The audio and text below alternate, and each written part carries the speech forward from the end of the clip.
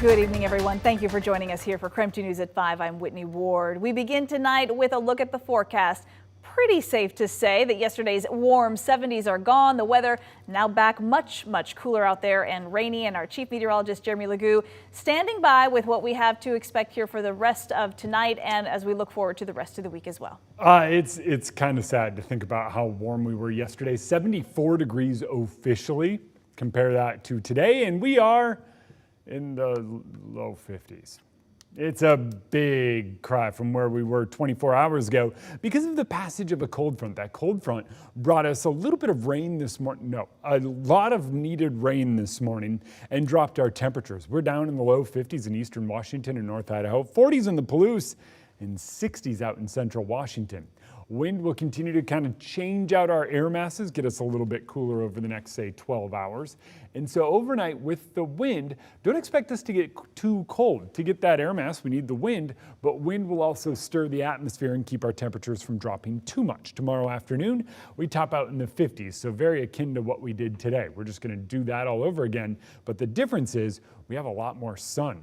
As we get rid of all of this moisture here in eastern Washington and North Idaho, we wind up seeing just a ton more sunshine build in and take us through the day tomorrow. So it doesn't look too bad, and I think we stay pretty sunny for most of the week. 55 degrees tomorrow for a high, 53 Wednesday, topping out near 50 on Thursday. Thursday likely winds up the coolest with a morning low near freezing.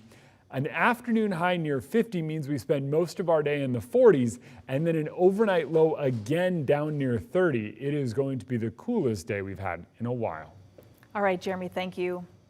A Spokane dermatologist is now facing 23 federal charges accused of fraudulently using more than $1 million in COVID relief money. KREM 2's Shannon Mowdy is now in the newsroom breaking down the new court documents. Shannon?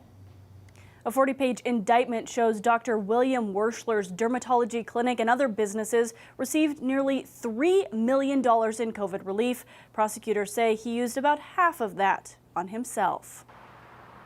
It's all yellow leaves outside this Sherman Street Medical Plaza. But a COVID fraud strike force found plenty of red flags, too. Our investigation followed the use of these funds. We followed the money. The money, about $1.5 million in pandemic business loans. Used improperly, a new federal indictment says, by Dr. William Werschler and 3 of his businesses, including Spokane Dermatology Clinic.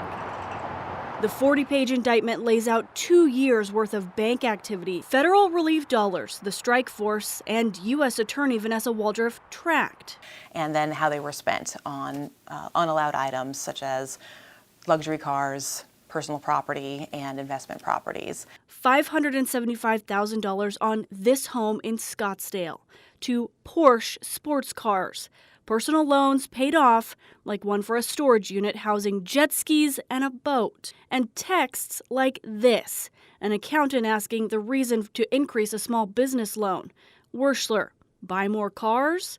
The accountant replied they marked it for payroll, rent, and business expenses. The indictment laying it all out and charging Werschler with 23 counts that carry big prison time. Yes, it does. Wire fraud carries significant sentences of up to 20 years in prison. Werschler's attorneys declined an interview, but sent a statement saying the indictment is not based in fact. Attorney Ron Van Wert says these are false allegations from a disgruntled former bookkeeper in an attempt to reduce her prison exposure after she pleaded guilty to stealing from the clinic. Dr. Werschler denies any wrongdoing and is confident he'll be exonerated. Now, to date, 35 people have been caught and charged as part of this COVID strike force. 20 of those have been criminally convicted so far. The Eastern District has recovered more than $30 million in settlements, seizures, or restitution. Shannon Mowdy, KREM 2 News. Shannon, thank you.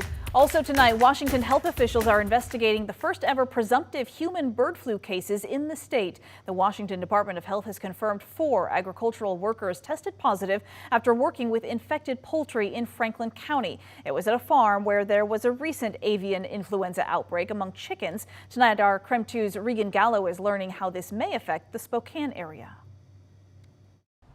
The Spokane Regional Health District says that this is an ongoing risk and encourages people to stay away from wildlife to prevent any further spread of the disease. Now, they also told us that this risk is small and really only isolated to farming communities. And as of now, no one in the Spokane area has been affected. The Spokane Regional Health District says that outside of farming communities, other people they have seen contract avian influenza are those that work with fish and wildlife, people that hunt, and those that are outside camping or hiking. We are told contracting the virus really only occurs when in contact with a large volume of animals. Which is why Mark Springer from the SRHD encourages people to stay away from wildlife altogether.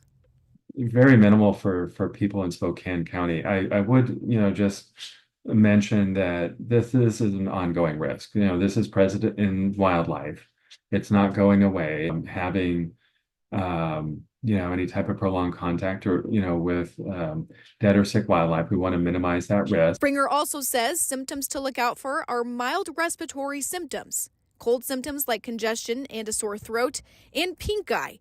On the animal side, the Department of Fish and Wildlife told us the disease is contracted through fecal matter. When wild birds are foraging or the chickens are foraging, they will pick it up just by, foraging through their feces. We are also told scavenger birds and animals may also pick up the virus. Definitely does move around as waterfowl come back in from their, summer breeding grounds up north. Heyman says the risk for animal to human contraction is still low, but she emphasizes for people to never handle wildlife they come across. The Benton Franklin Health District said that they sent samples to the CDC from the 4 agricultural workers, and those are still waiting to be conditionally confirmed. Here in Spokane, Regan Gallo, KREM 2 News. And if you would like to watch the full interviews with the health and wildlife experts on bird flu, you can stream it on our KREM 2 Plus app. You can download KREM 2 Plus right now. It's free on Roku, Amazon Fire, and Apple TV.